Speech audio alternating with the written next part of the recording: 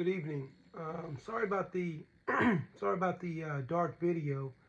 My previous video. I was on my way to the airport and had enough lighting in the car, but I did want to let you know about I'll most likely be putting up a video tomorrow in regards to some stuff that I'm learning about now, which sort of coincides with my frame of thought over the last videos, sort of evolving into something a little bit different. But in the interim, I am going to share with you today on this video the Rachel Maddow interview. The Rachel Maddow news clip. I was able to get it and download it, and I'll put it on here for you guys to look at.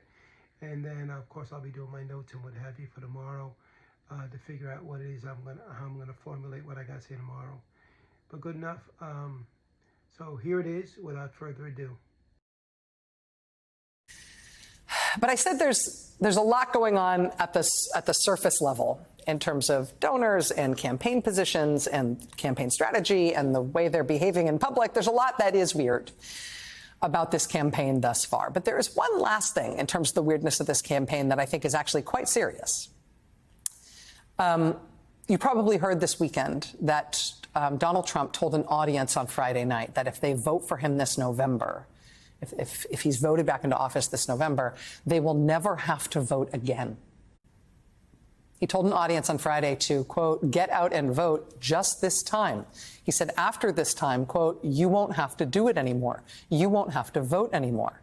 He said, quote, in 4 years, you don't have to vote again. We'll have it fixed so good, and you're not going to have to vote. Now, this is not the first time Trump has told a campaign audience that they will never have to vote again once they vote him back in this time. And that is as alarming as it sounds for all the reasons that you immediately think it is, right? I mean, he's positing this like this is a happy thing. Oh, joy, never having the burden of voting again, right? The point of democracy is that we vote all the time, and we like it. That's how we decide what happens in our country. He's promising his followers that he'll end all of that. And it's exactly what you think it is. But let me also point out something more strange, which has been happening at the same time and hasn't had as much attention.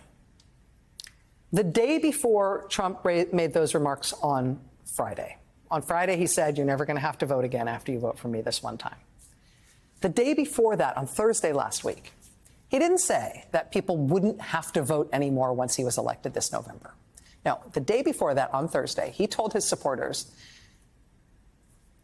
not that they're not going to have to vote again, but that they don't have to vote this time, that they don't need to vote for him this November. My instruction, we don't need the votes. I have so many votes.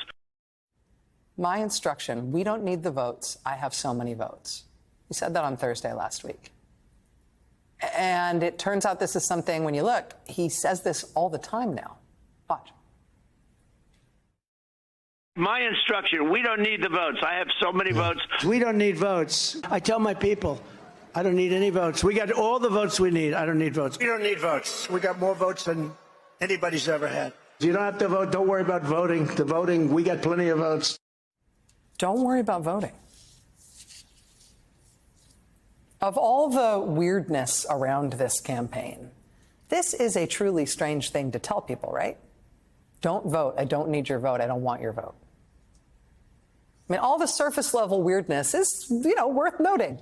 Having a new position on literally anything you can think of as soon as any random rich guy tells you to, that's a weird thing. Picking the eccentric billionaire's intern for your running mate, even though you apparently had no idea who he was or what a disaster he is on television, all of this is weird.